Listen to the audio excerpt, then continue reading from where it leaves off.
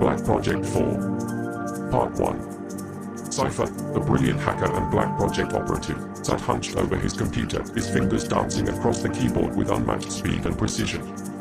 The flickering light of the screen illuminated his face, a mixture of determination and apprehension etched into his features. He was on a mission, a dangerous one that could have far-reaching consequences. Cypher had been tasked with infiltrating the heavily fortified servers of Isaac Farash, a notorious arms dealer and Bainigov, a being of immense power and malevolent intent. Isaac Farash was rumored to be involved in a multitude of illicit activities, including the trafficking of weapons, the exploitation of extra-dimensional energies, and the creation of monstrous hybrids. Cypher knew the risks involved in this mission. Isaac Farash was a formidable opponent with a reputation for ruthlessness and cruelty. However, Cypher was determined to expose his atrocities to the world and bring him to justice. He had spent weeks planning this operation, meticulously studying Isaac Farash's security protocols and identifying potential vulnerabilities. He had also assembled a team of skilled hackers and security experts to assist him in his endeavor. As Cypher delved deeper into Isaac Farash's network, he encountered layers of encryption and security measures that would have challenged even the most seasoned hacker. However, Cypher was undeterred. He used his skills and expertise to bypass each obstacle, slowly but surely making his way towards his target. Finally, Cypher reached the core of Isaac Farash's network, where he discovered a trove of sensitive data that confirmed his worst suspicions.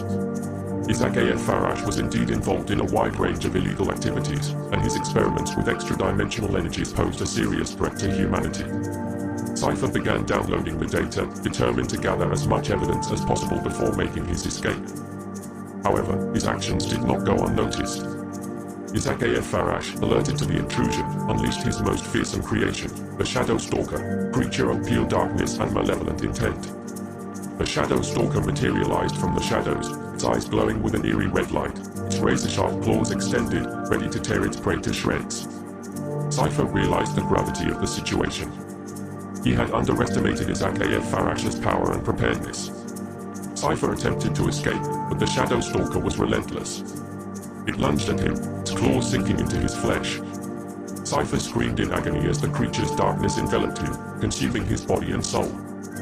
In the blink of an eye, Cypher was gone, leaving behind only a trail of digital footprints and a chilling warning about the horrors that lurked in the shadows.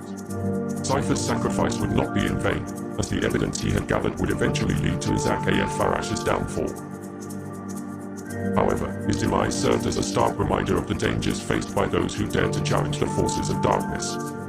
Isaac Farash, the Bainigov, stood triumphant, his power undiminished. He had absorbed Cypher's knowledge and skills, adding them to his own vast arsenal. He would use this newfound knowledge to further his own agenda, spreading the influence of the Void and corrupting everything in his path. The heroes of Black Project mourned the loss of their comrade, but they knew that his sacrifice would not be forgotten. They would continue the fight against Isaac Farash, determined to avenge Cypher's death and protect humanity from the horrors that he sought to unleash. Part 2. The news of Cypher's demise spread like wildfire through the ranks of Black Project, casting a shadow of grief and determination over the team. They had lost a brilliant comrade, a skilled hacker who had risked his life to expose the atrocities of Isaac Farash. Cypher's sacrifice had not been in vain. The evidence he had gathered had provided Black Project with invaluable insights into Isaac Farash's operations and his network of collaborators. However, it also revealed the scope of the threat that they faced. Isaac Farash was not just a rogue arms dealer, he was a powerful Bainigov with ambitions that extended far beyond the accumulation of wealth and power. He sought to corrupt and consume everything in his path, spreading the influence of the Void and transforming the universe into a reflection of his own twisted vision.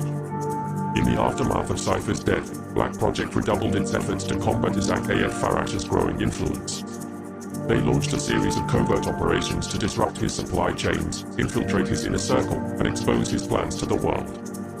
However, Isaac Farash was a cunning and resourceful adversary. He anticipated Black Project's moves and countered their efforts with ruthless efficiency. He used his vast wealth and influence to bribe corrupt officials, manipulate public opinion, and sow discord among his enemies. One of Isaac Farash's most disturbing tactics was his willingness to trade advanced weaponry with countries that were allied against Black Project. He saw these conflicts as opportunities to further his own agenda, destabilize the world order, and create chaos that he could exploit to his advantage. The influx of Isaac A.F. Farash's weapons into these war-torn regions had devastating consequences.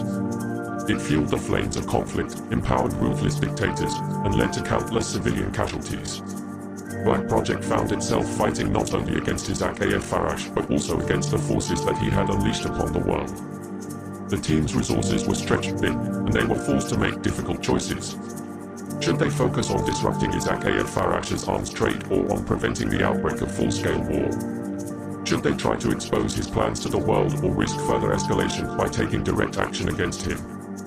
These were questions that haunted the members of Black Project 4 as they grappled with the legacy of Cypher's sacrifice and the growing threat posed by Isaac A.F. Farash. They knew that they could not afford to falter, but they also realized that they could not win this fight alone. They needed allies, partners who shared their commitment to justice and who were willing to stand up to Isaac A.F. Farash's tyranny. They needed to build a coalition of forces that could match his power and influence. The search for allies would lead Black Project 4 down a dangerous path, one that would test their limits and force them to confront their own vulnerabilities. They would encounter both heroes and villains, idealists and pragmatists, those who sought to help and those who sought to exploit. In the end, the fate of the world would depend on Black Project 4's ability to forge alliances, build trust, and inspire others to join their cause. They would need to overcome their differences, unite under a common banner, and fight together against the darkness that threatened to consume them all. The legacy of Cypher would continue to guide them, his sacrifice a reminder of the stakes involved and the importance of never giving up, no matter the cost.